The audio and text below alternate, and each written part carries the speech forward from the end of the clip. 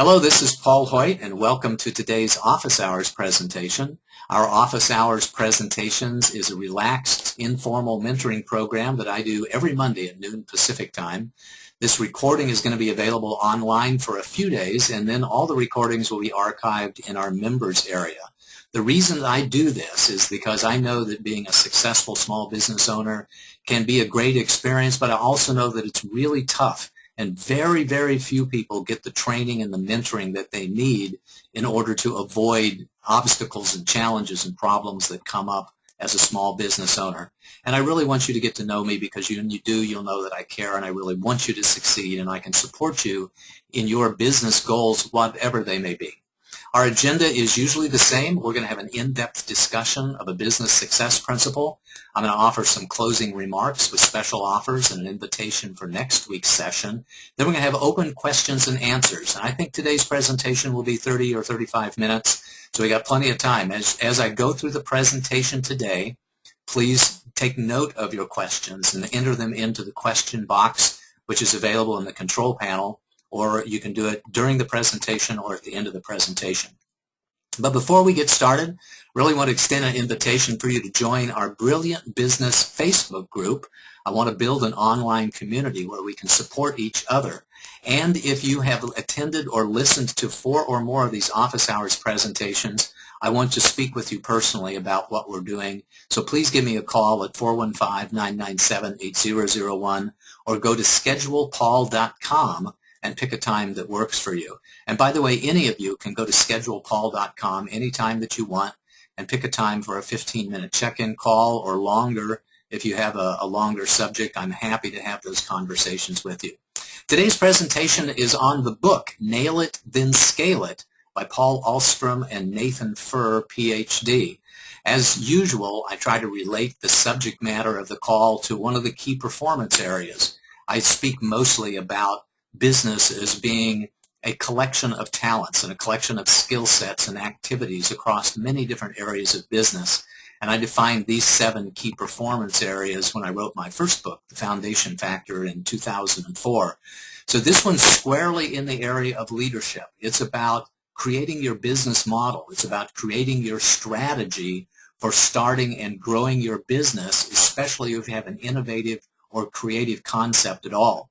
So because it's that way, like so many things in leadership, it really encompasses all of the key performance areas. It impacts the way you do marketing, the way you do sales, the way that you do product development and customer service and financial management, and all of the key performance areas. Our agenda for today's presentation, we're going to talk a little bit about the background of the authors of this book because I think it's very significant. We'll talk about what they determine to be the myths of entrepreneurship, the primary reasons that startups fail, the characteristics of successful startups, their insights that come from decades of experience, the steps in the Nail It, Then Scale It process, and fundamental concepts, and then I'm going to sum it all up to a bottom line. So let's get started. I find the background of these authors very compelling and very credible. Paul Ahlstrom is with Alta Ventures, which is a venture capital group, and Nathan Furr was a Stanford PhD student or recent graduate whenever they met up and created this book a few years ago. Paul, in his venture capital experience, invested in over 100 startups. And he didn't just invest a little. They invested over $900 million over 20 years. And because of the investments that they made, they had other venture capital firms and funds that came in and invested another $2 billion. So they have really been students of the startup experience. It has been their profession to be students of the startup experience. Because when you have a venture fund, the way that you run a venture fund is by trying to give the most return on investment that you possibly can to all the other investors in the fund. And the way that you do that is become a student of the startup experience.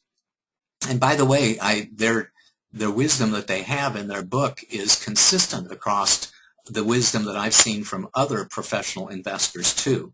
They start right out talking about the myths of entrepreneurship. The first myth they have is that the entrepreneur is a hero, that to be a small business owner, to be an entrepreneur, to be an innovator, to be the next Facebook, Google, LinkedIn, Twitter, multi-billion-dollar entrepreneur is really a heroic thing to do. And the myth is that if you work hard enough, if you have enough talent, and if you just persist, that you will succeed. And they call that a myth, and I believe that's absolutely true, that you can work incredibly hard, be very talented, and have a tremendous amount of persistence and still not create a business that is a viable business, because you need to follow some success principles, and no amount of hard work is going to allow you to be successful if you don't follow some very basic success principles. Myth number 2 that they talk about in the book is the process myth. The old process myth was simply if we build a product and it's a good enough product, if we build it, the market will find a way to us, that they will find a way to our door. But they consider that to be a myth, and I do too.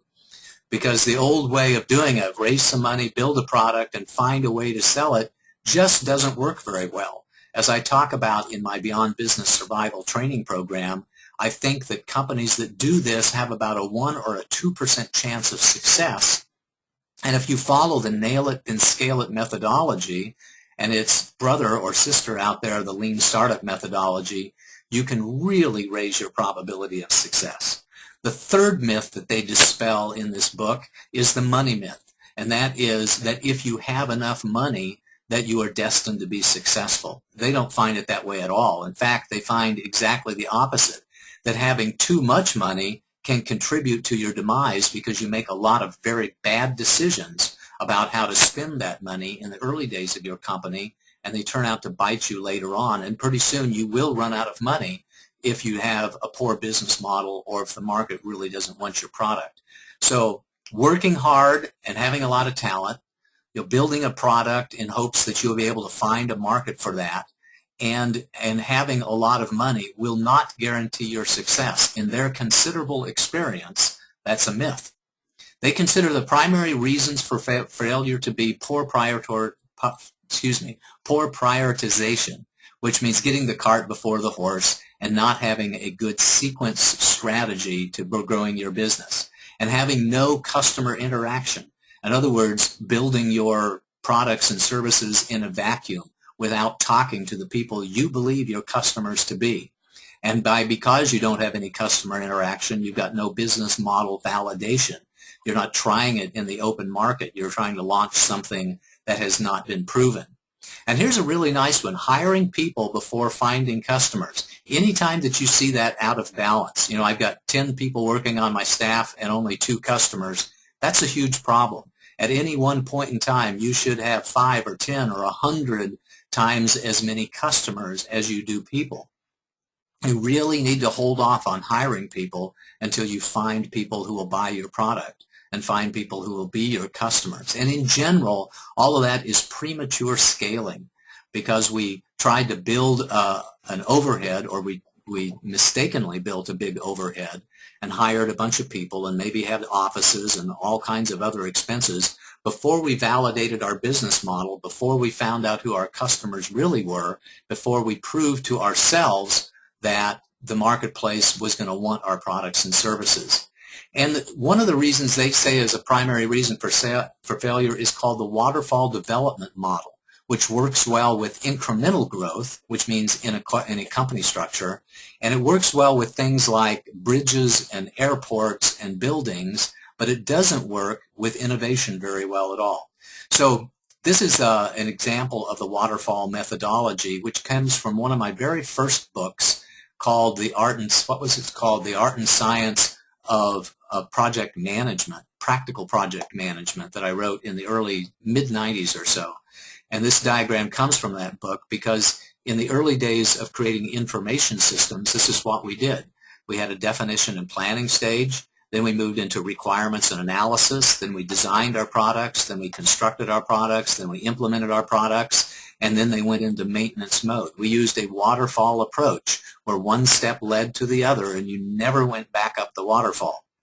But in building our businesses today, we use an iterative approach. So we have a master plan, but for each phase in our business growth, we have a definition and planning section, Then we do requirements and analysis, design, construction, and implementation, and then we do it over and over and over again and develop our products in an iterative fashion. And this is exactly what they're talking about in the nail it, then scale it approach, is that we have some idea of who our marketplace is, but then we build a little bit of a product or a concept, and then we test, and then we change, and then we do the whole thing again in an iterative approach until we have nailed it, and then we move forward to scale it. In the book, they talk about the principles of being a successful startup, is that having passion and competence are almost no-brainers. It's like what you have to have. It's the ante into the poker hand. You have to have great passion because you're going to have to work hard, and you're going to have a lot of obstacles that you need to overcome, and you need to have great competence on your team. And speaking of teams, they vastly prefer that that you not have a soloist. In fact, they don't want to invest in soloists. They want to have a minimum of 2 or 3 people on the team, and each one of those people on the team having a particular mindset and playing a particular role. In their language, you need a hacker, a huckster, and a hopeful.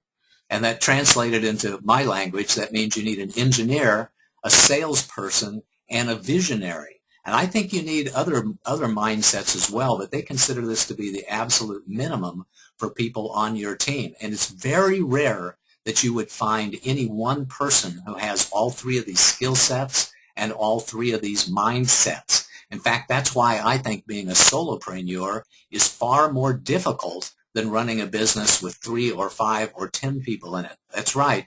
Running a startup solopreneur business, I think, takes considerable more skill and talent than it does running a business that has $1 million in revenue. They say that successful startups need to focus on solving the pain, the monetizable pain, and we'll define that a little bit more a little bit later. Their insights from decades of experience says that most businesses fail somewhere in between the idea and the mass market because they're trying to sell a product that did not have sufficient demand. And in their experience, companies that follow the nail it then scale it process have an increased probability of success. So what is that process? Here's the steps to the process. The first step is to nail the pain, the really big pain. The second step is to nail the solution. The third is to nail the go-to-market strategy. Fourth is to nail the business model. And then the fifth is to scale it. Let's take each one of those one by one and talk about it. The first step is the most critical step of all, and that's where we nail the pain. You have to get out of the office, just like the lean startup methodology professes. Get out of the office and talk to people you think your customers to be. And look for the tears and the anguish. Look for the really big pain, not just the little sense of being uncomfortable or a slight discomfort, but look to the language that they use whenever they talk about the really big pains in their business, and go after the pain, because the larger the pain, the larger the profit, the larger the market opportunity. And once you have done that, then gather market research around that as well and develop your monetizable pain hypothesis. So the monetizable pain hypothesis is that we have discovered a significant amount of pain in the marketplace, and we can solve that pain, and we can make a lot of money when we solve that pain. Once you have nailed the pain, then we nail the solution, and you translate your monetizable pain hypothesis into that minimum feature set and run a series of 3 different tests. One is a virtual prototype, and then we run a real prototype, and then we run the minimum viable product or the minimum feature set solution. So a virtual prototype is when we simply describe the product to our customers. And you say, hey, I'm thinking about creating a product that does X, Y, and Z. What do you think about that? What would you like to see in that product? What would you be willing to pay for a product like that? And really do what I'm calling a concept test in a lot of other presentations.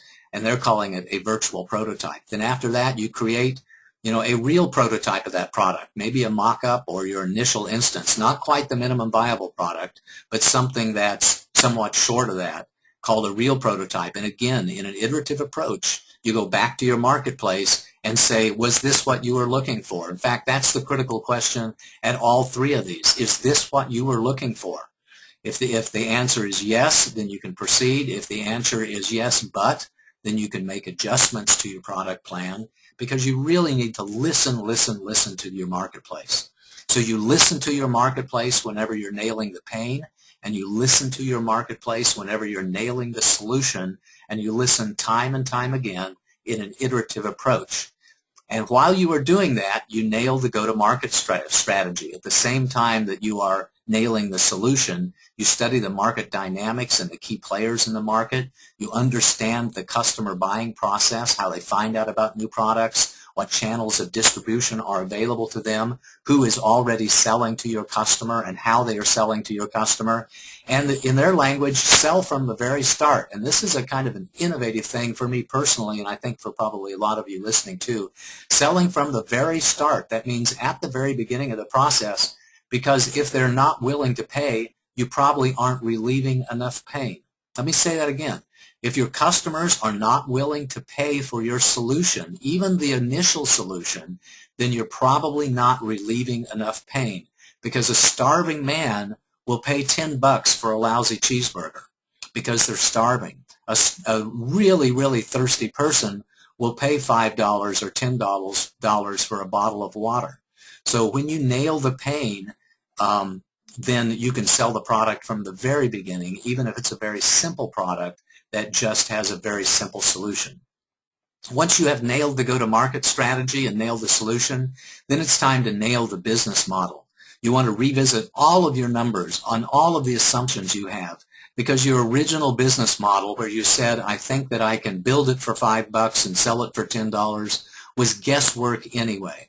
And boy, do I have practical experience in this. I've done 120 or 150 different financial models, and as I oftentimes say, not a single one of my financial models has ever proven out to be exactly right whenever you go to the marketplace. Whenever you go to the marketplace, no financial model, no business model ever survives first contact with the customers at all. So always ask yourself a couple of questions. What are our margins? Are our basic margins sufficient enough to build a business around this solution? What is our break-even point? How many of these do we have to sell every month in order for the profit to be more than our overhead costs and able to move us into a sense of profitability? And can we make enough money? Can I meet my financial goals, short-term and long-term, by selling this product to this market at this price with this margin? Those are fundamental questions about your business model that you need to answer at this step of the process. And once you have done that, once you have nailed the pain, once you have nailed the solution, once you have nailed the go-to-market strategy, and once you have nailed the business model, then comes step 5, which is scaling. And understand that when you go to scale your business, that the nature of your operations, the nature of your very business changes. You move from a creative exploration mindset into an operational discipline mindset. And you will have players come and players go during this. As you scale it up, you'll find out who's going to show up at each stage of the process, and some of them will stay with you for the lifetime of your company, and a whole bunch of other ones will drop out at some point in time. Delegation and systemization are very key during the scale-up process. So you have to get great at goal definition and achievement. Defining your business model, by the way, is business success principle number 4 in my Beyond Business Survival program. Defining your business model is success principle number 3 in my program. Getting good at goal definition and achievement and being able to define a business model are absolutely critical to your success. So let's review the fundamental concepts from this book. Number 1 is get into the field. Number 2 is you really want to fail as fast as possible. You want to change your product as fast as possible. You don't want to invest $100,000 in a product if by investing $5,000 you could find out that it wasn't going to work. You want to keep it simple, because simplicity wins when the pain is severe enough and your solution is strong enough. It doesn't have to be a complex solution or product. A simple product will win in a marketplace where you've really nailed the pain.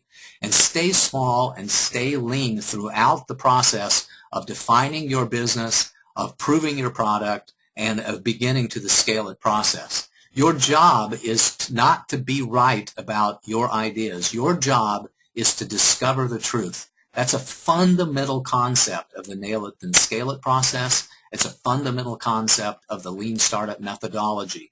Again, your job is not to be right. Your job is to discover the truth in the marketplace.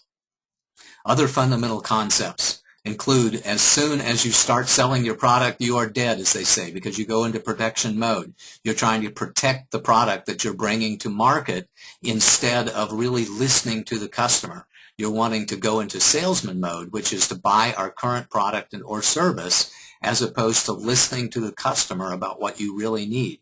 So from their language, as soon as you start selling your product, you are dead to listening to the marketplace in the way you really need to listen to your marketplace to nail the product that you have. Another challenge that we have is that random positive feedback is extremely addicting.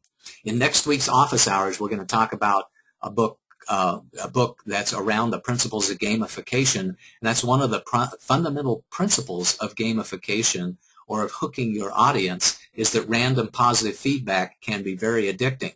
But the flip side of that is what that means to you is you can make a lot of bad mistakes because you're getting occasionally good feedback, because you're getting an occasional customer, because as a blind squirrel you're finding an occasional acorn.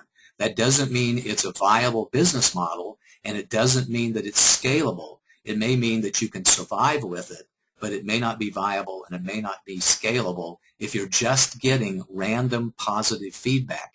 You have to have customers in sufficient quality and sufficient volume in order to allow you to scale your business.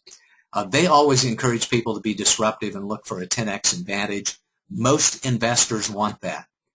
So if you're looking for investors, you kind of almost have to have an innovative or creative product or service in some way, because professional investors want that disruptive technology. They want that disruptive service where they have a chance of growing a very large company because they have a significantly improved way of relieving known pain and proven pain in the marketplace. Another principle that they have is that your current customers are not looking for this disruptive technology.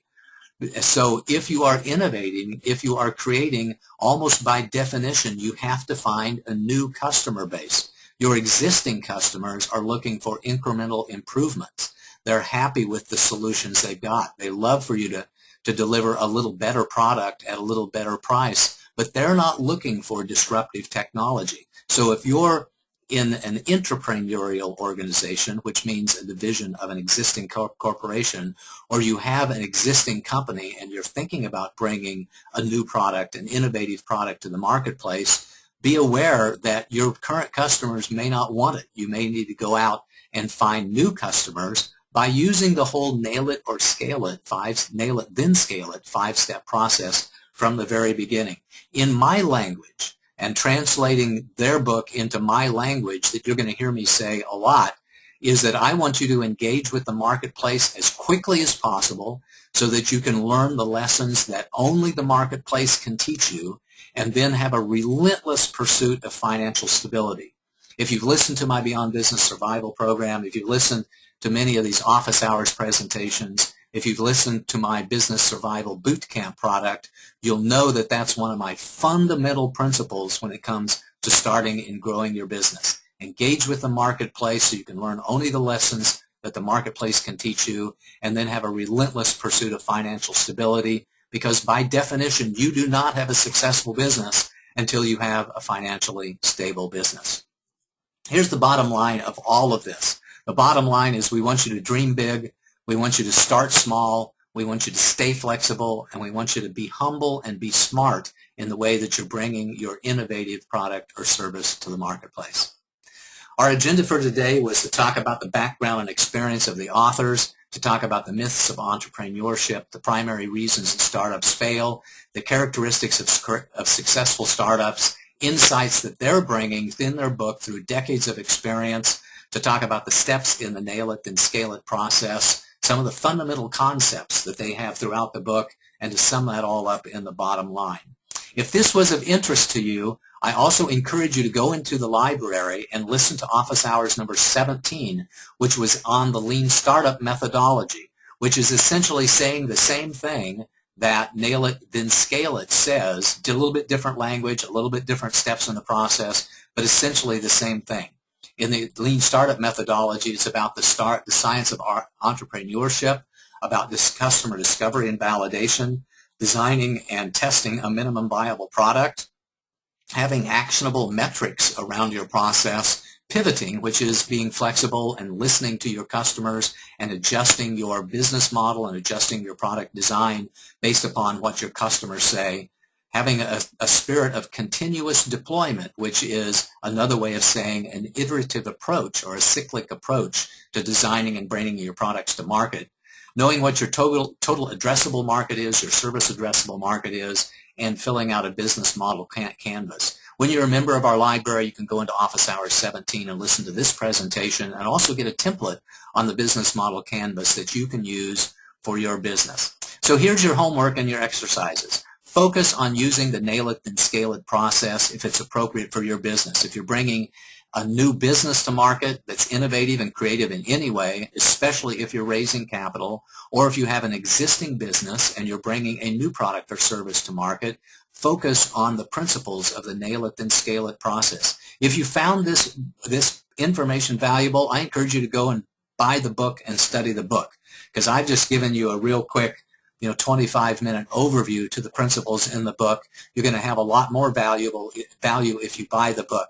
And being an author myself, I know what goes into writing a book and then publishing a book, and I would encourage you to honor the contributions that these fine authors have given to you by buying their book and then studying the book. I also encourage you to build your team out. Remember, 2 to 3 at a minimum is best. We want to have that hacker, that huckster, and that hopeful, that engineer, that salesperson, that visionary on your team, because it's extremely difficult for any one person to be really excellent in all of those areas at the same time. It's difficult to switch hats in the middle of the day or whenever you get a phone call or an email and switch in between those mindsets. And then get someone on your team who understands these principles and can help you stay the course and implement them in your business. In just a few minutes, we're going to have questions and answers, so I invite you to write down your questions and comments and put them in the chat box in your GoToWebinar control panel, and then we're going to talk about any other issues. I really want to know what your biggest takeaways are and what insights that you gained from this presentation, and tell me what you're going to do. Tell me what you're going to focus on, and then post that also in the Brilliant Business Group. That's our Facebook group, so if you haven't done so already, look up Brilliant Business Group on Facebook and ask to join it, because I want to build a community there. When it comes to my approach for delivering services and helping you grow, my approach is that I really want to meet you where you are and help you make amazing progress in the next 90 days through a wide variety of services that I have and my almost 50 years of business experience. That's right, almost 50 years. I started working at a Taco Tico in Wichita, Kansas when I was 14 years old. That was almost 50 years ago. And I also want to provide you with the fundamental training that you're going to need to avoid making the huge mistakes that I myself have made and that I've seen hundreds of other business owners make that slowed them down or in some cases shut them down completely. I do this through a variety of different programs: my consulting coaching services program, my library, my Office Hours Paul Hoyt Library program, and my flagship training program, Beyond Business Survival. First, the services. I'm immediately available for private mentoring and coaching to help you develop strategic plans, business plans, and financial models. And my programs start as little as just a couple of $100, so you can afford to get the quality programs or quality service that you need to make great progress in your business.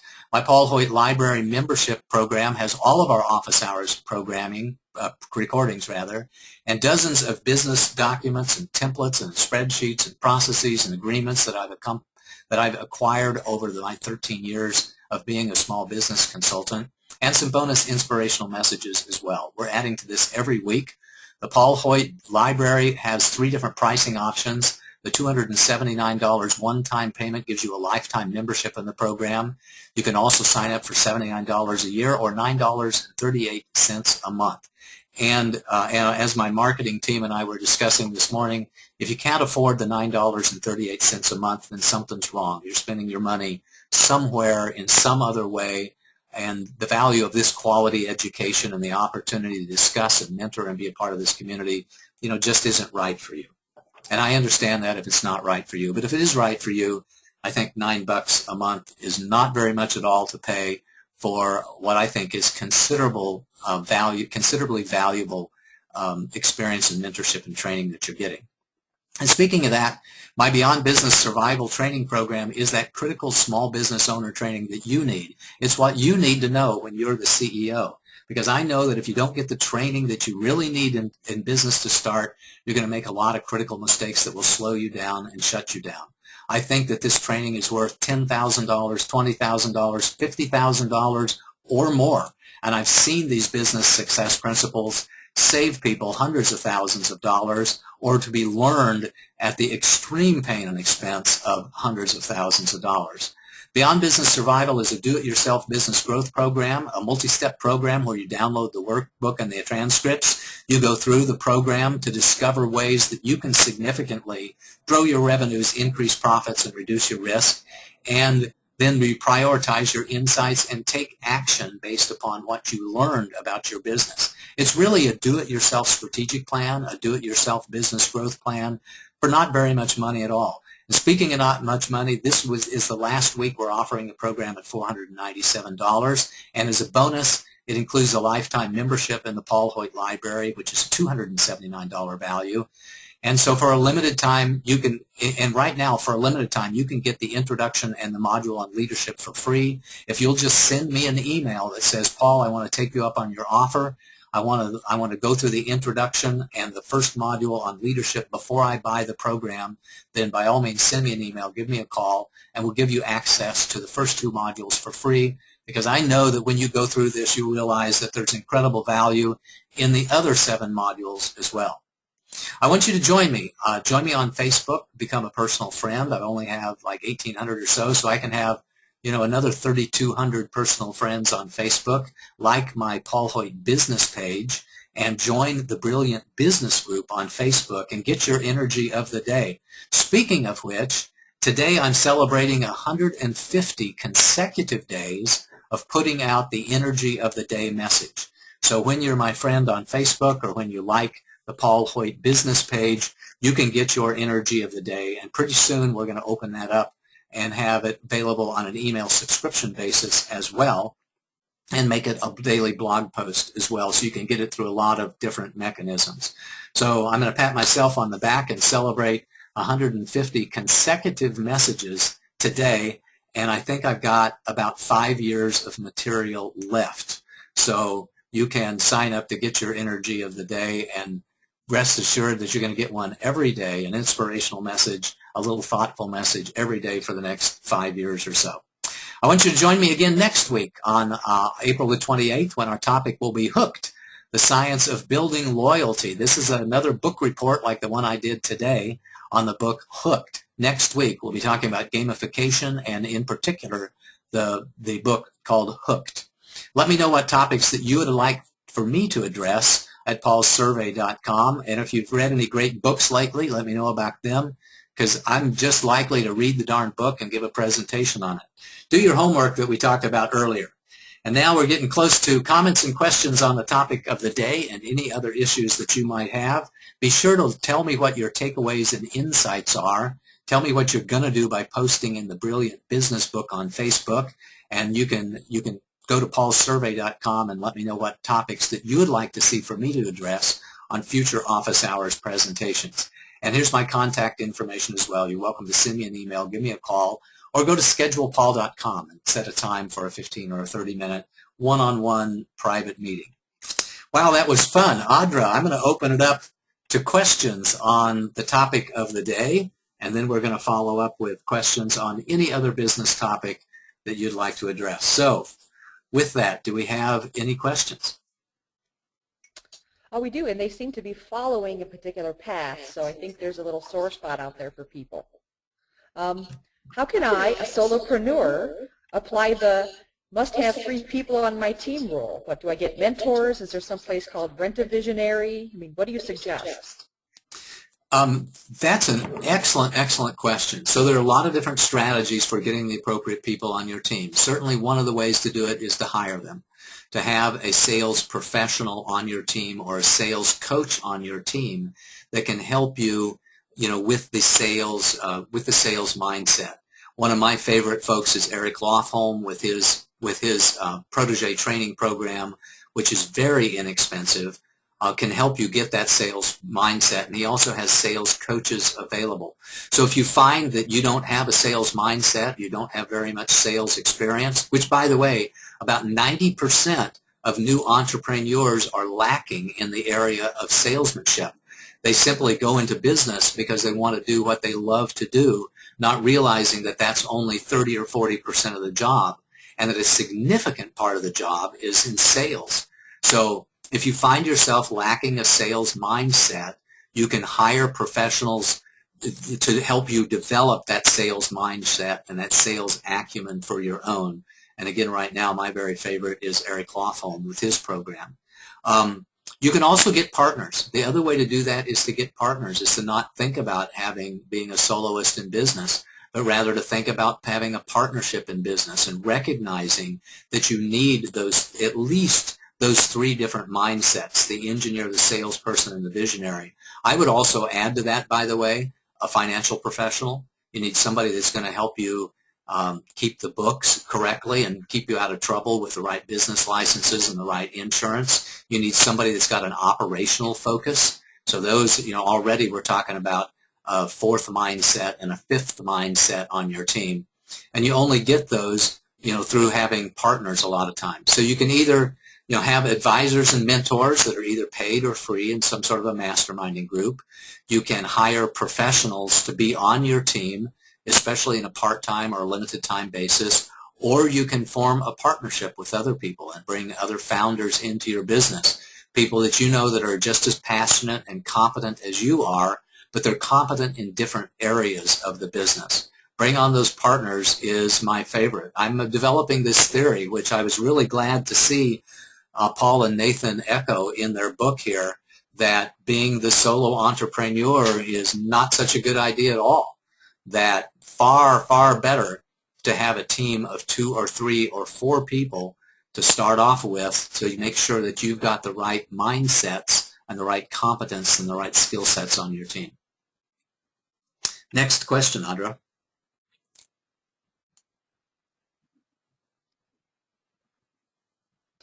Paul, can you repeat the name of the book again? Name of the book is Nail It, Then Scale It. It's the name of this presentation. Nail It, Then Scale It, and the authors are Paul Ahlstrom, A-H-L-S-T-R-O-M, and Nathan Furr, spelled F-U-R-R. So if you just look up Nail It, Then Scale It, you will find about this book and a lot of stuff about the authors as well. I also posted a link in the group chat there for everyone. It's kind of long, but it's the link on Amazon to the book. It's a huge link. Sorry about that. All right. Next question, Audra. So, still along the same vein, maybe you can speak a little bit more about the people I found all want money, and I'm scraping by. It says don't hire people without customers. Need a team to build a company more quickly. This is hard to balance. Do you have any ideas on helping people balance that? That's one of the critical challenge that many business owners start or have. They want to start a business, but they got no money. And let me be very direct with you that it takes money to build a business. It takes money to hire professionals. It takes money to get the training that you need.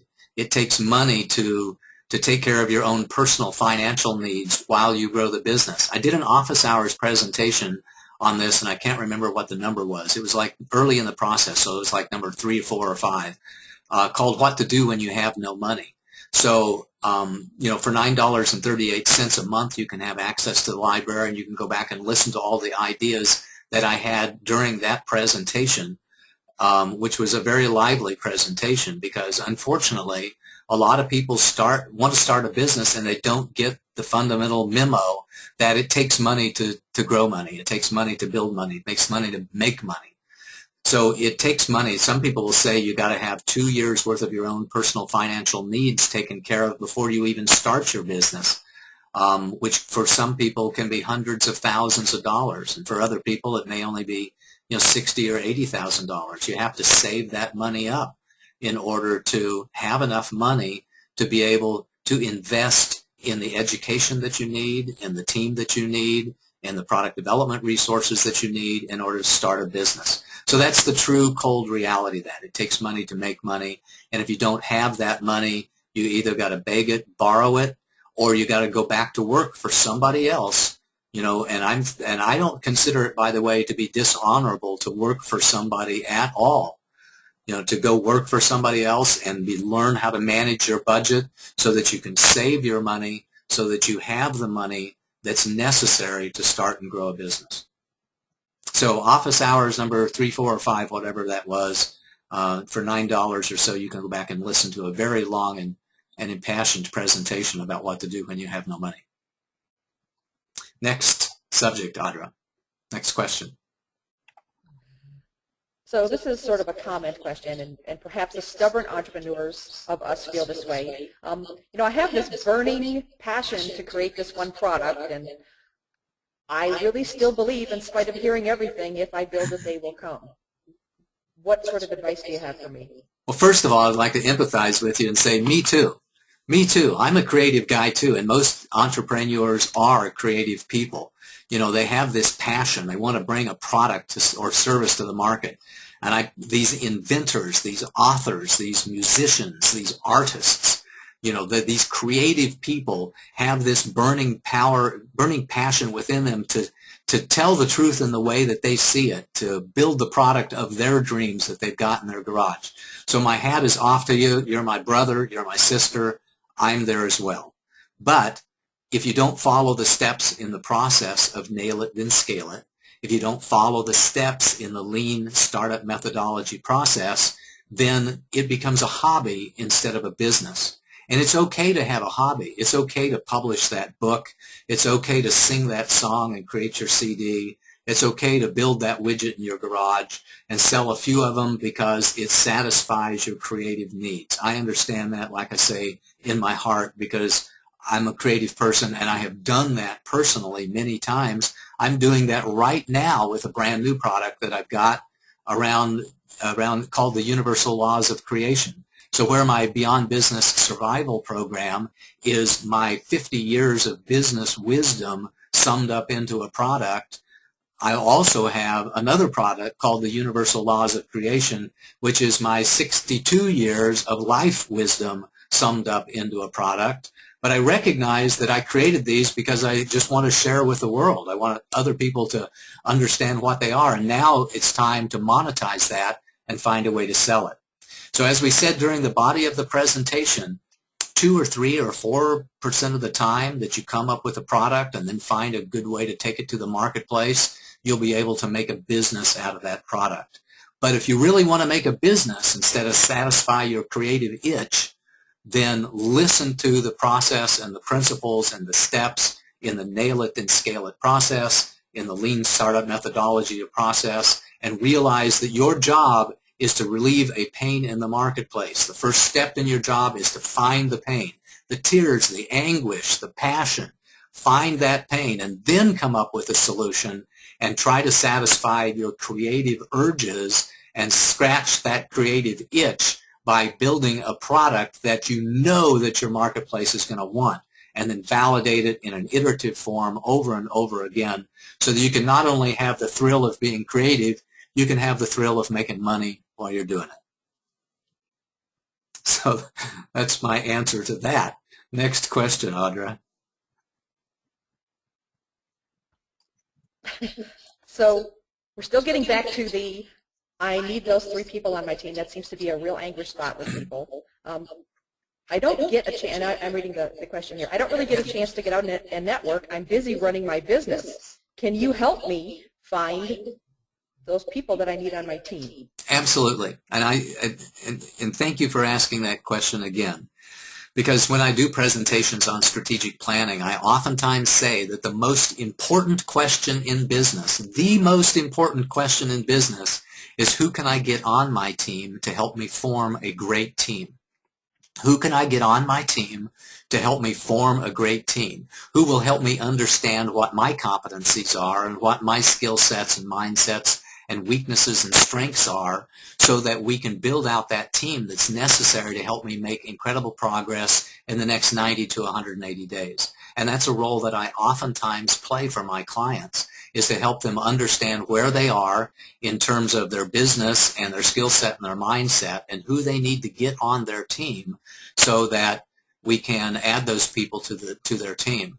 You know, many of you know that I've been a member of a community called CEO Space now for about 9 years. I'll be 10 years in July that I've been a member of that community. And one of the tremendous values that I've gotten out of that community is to build my extremely strong network. So I know, 5 or 6 intellectual property attorneys. I know 5 or 6 securities attorneys. I know lots of marketing people and branding people and graphics people and financial people and engineers and scientists and manufacturing people. I have a golden Rolodex that's come from building my network out through attendance in that fine community over the last 10 years or so. So if not me, then get somebody. If you're having challenges building out your team and figuring it out, then listen to what I say about the most fundamental question in business. The most important question in business is, who can I get on my team to help me form a great team?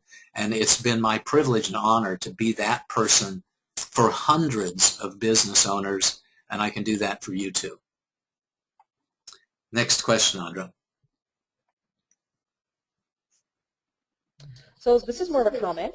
Okay. Stuart is saying, hey, if you like that book, he just started reading a great book called The Art of the Start by Guy Kawasaki. That's an excellent book. I have read that book, although it's been, 6 or 7 or 8 years since I read that book. And by the way, everything that I remember about that book echoes what we see in the Lean Startup methodology and in the Nail It or Scale It book, which is be lean, bootstrap as much as you can, raise as little capital as possible in order to move your product forward, listen to the marketplace, nail your solution, prove to your investors that the dog will eat the dog food and that you have customer traction, and then go out and scale the business. That's what I remember of The Art of the Start. Because when I remember when I first read that, it was like, wait a minute, other people are telling me that I should raise millions of dollars and start and grow my business, but yet this guy's telling me to do it exactly the opposite way. As it turns out, I think he was more correct. So thank you for that comment, Stuart. What is it?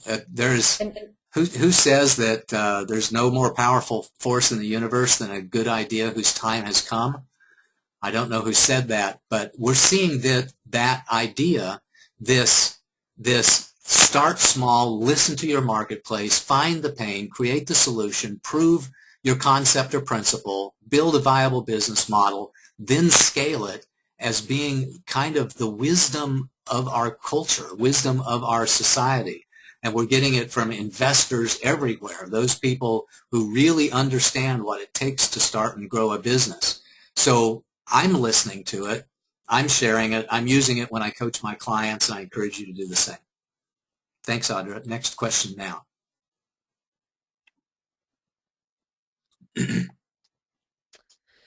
How do you prove your proof of concept with little money?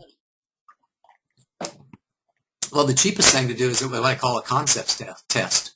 And a concept test is where we create a description of the product and say, hey, I'm thinking about creating a product that will do A, B, and C, and I'm thinking about selling it for some particular dollar amount, and asking your marketplace, go into a mall, go to wherever you think your customers are. You can do online surveys for free, but I really like the advice of the Nail It and Scale It approach and the Lean Startup approach, which says don't do a survey, don't do an online survey. Get out and talk to people, face-to-face conversations with people who you think that your marketplace is, and ask them those critical questions about your product. So you do the concept test first in a virtual product without having to invest very much at all. in the product. You can do this, by the way. You can do this level of concept test for free. All it takes is a good description of your product, some idea about what you might want to sell it for, and some idea of who you think that your customer is, and you go out and try to discover the truth by talking to your potential customers face to face.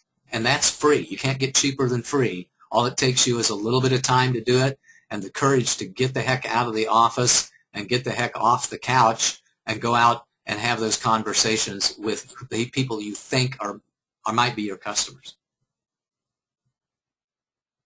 Next, Audra. So, Paul, we've got a couple of people who just wanted me to say this was a fantastic session. Thank you. They know that they're kind of on the right path, doing the correct steps. Thanks in part to you and what they've learned through their interaction with you. So there's a couple people saying that.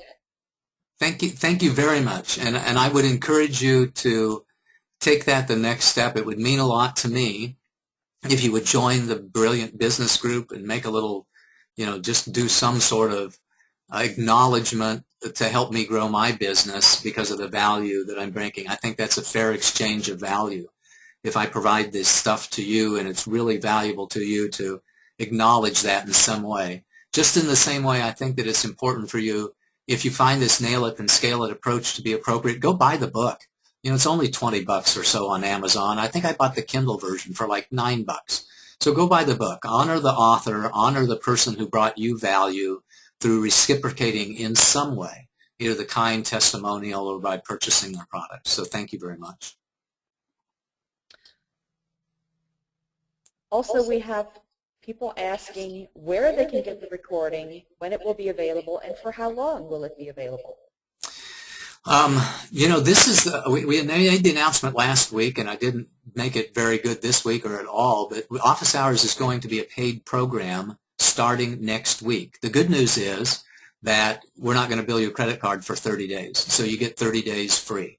So starting next week, it's our intention to have you provide a credit card so that we can start billing your credit card $9.38 a month in 30 days. And you're welcome to cancel anytime that you like. So you can listen to another 3 or 4 recordings for free, and it won't cost you a penny. But we usually do the presentations on Monday. I try to, by the close of business Tuesday, to create the new web page around it, to edit the recording that we need to edit a little bit, to make sure that we've got it available online, and send the announcement out. Out of the 30 office hours, I think I missed like 1 or 2 getting it done by close of business Tuesday. So by close of business Tuesday tomorrow, you'll be able to send your family and friends and other members of your teams to our website that we'll publish in an email, and you'll be able to listen to the recording of this presentation. Thank you for asking that. Next question, Audra. I just want to add a clarification to that. Usually, yep, the recording for the week, so the current week's recording is available for free, and then after that they go into the library. Yeah, and we may do that still, but I want the office hours. We're moving from a free model to a paid model with the office hours, following, by the way, the principles of nail it then scale it. That if people are not willing to pay for this, then I'm not relieving enough pain, and I need to really figure that out for myself. But at least for the next several weeks, you'll be able to listen to the presentations live or the recordings of this week's presentation for free. Next question, Audra, and we're getting close to the top of the hour, so we're going to take 1 or 2 more questions before we call it a day. Next question. Paul, I think we've exhausted all the questions. Well, thank you for that then. I want to thank you for your kind attendance today. It means a lot to me to have, a dozen people or more come to these presentations live. I know that dozens more of you are listening to the recordings. I want to say how much I appreciate that. If there's anything that I can do to help you in your business, give me a call, send me an email, or go to schedulepaul.com and schedule a 15 or a 30-minute session. I'd love to talk to you about how I can support you moving forward, because I really have been around the block a long time, and I really do care. With that, I'm going to sign off for today and say, have a marvelous day. This is Paul Hoyt wishing you a most marvelous and prosperous